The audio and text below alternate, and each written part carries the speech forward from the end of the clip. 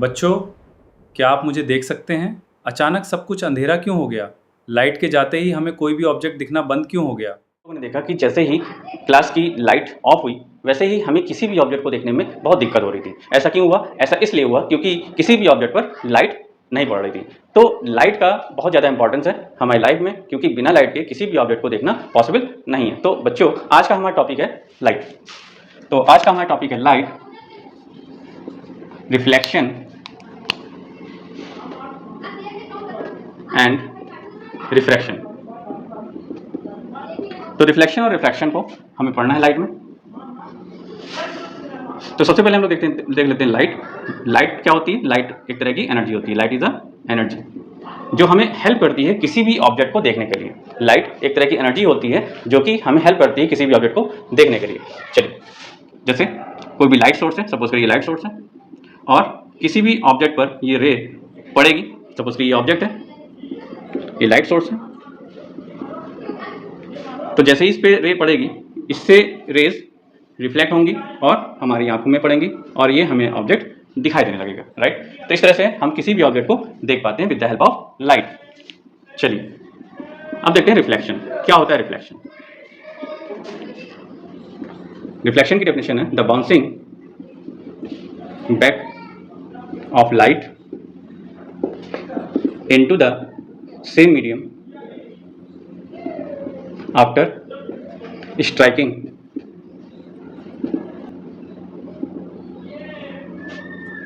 striking from a surface is called reflection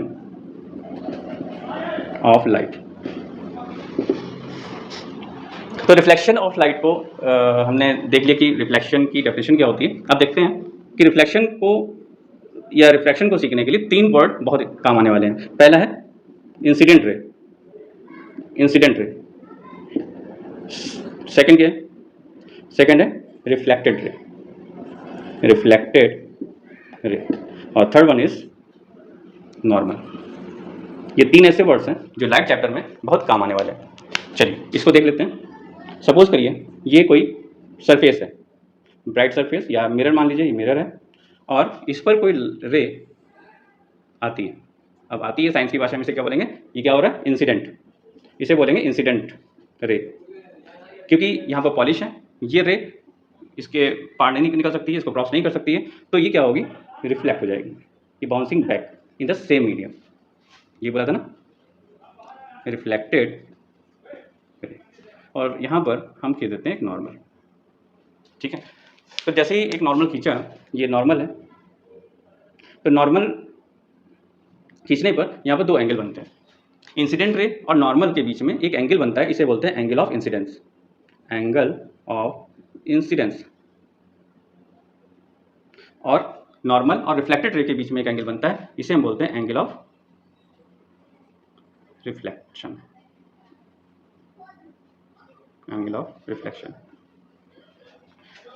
ठीक है। तो एंगल ऑफ इंसिडेंस को हम बोलेंगे आई, एंगल आई, और इसको हम बोलेंगे एंगल आर, ठीक है। अब हम लोग देखेंगे कि जो रिफ्लेक्शन ऑफ लाइट है, तो इसके लिए लॉ दिए गए थे, दो लॉ दिए हुए हैं। लॉ ऑफ रिफ्लेक्शन बोलते हैं इसको। तो लॉ ऑफ रिफ्लेक्शन को देख लेते हैं कि लॉ ऑफ रिफ्लेक्शन क्या था। लॉ ऑफ रिफ्लेक्शन में क्या बोला गया? Law of reflection. अब देखिए, लॉ ऑफ रिफ्लेक्शन को सीखने के लिए इस डायग्राम को देख लीजिए अच्छे से। इंसिडेंट रे क्या है, रिफ्लेक्टेड रे क्या है, नॉर्मल क्या है, इनके बीच में जो एंगल बन रहा है वो क्या है, उसके बाद ही आप लॉ ऑफ रिफ्लेक्शन को समझ पाएंगे। तो पहला लॉ ऑफ रिफ्लेक्शन क्या कहता है? The incident ray, the incident ray, reflected ray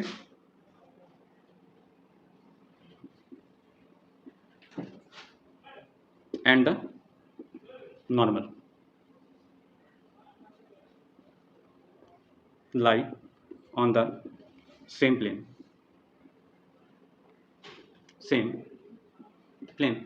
right? Incident ray, reflected ray and the normal lie in the same plane। और इसका जो सेकंड लॉ था, सेकंड लॉ में बोला गया angle of incidence, angle of incidence is equal to angle of reflection, यानी कि जो एंगल ये दिया हुआ है उतना ही एंगल ये होगा, यानी कि एंगल आई जो होगा एंगल आर के इक्वल होगा, angle I equal to angle R. ठीक है, तो इस तरह से हमने लॉ ऑफ रिफ्लेक्शन को देख लिया। अब एक क्वेश्चन हम आपसे पूछते हैं,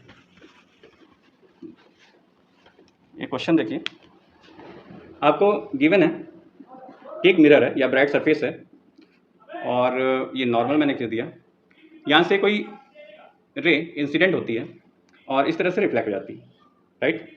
अब नॉर्मल ये एंगल ऑफ इंसिडेंस है और ये एंगल ऑफ रिफ्लेक्शन। अब देखिए एंगल ऑफ इंसिडेंट जो दिया हुआ है 40 गिवन है, ठीक है, एंगल आई गिवन है 40, तो आपसे पूछा जा रहा है कि एंगल आर क्या होगा, बताइए।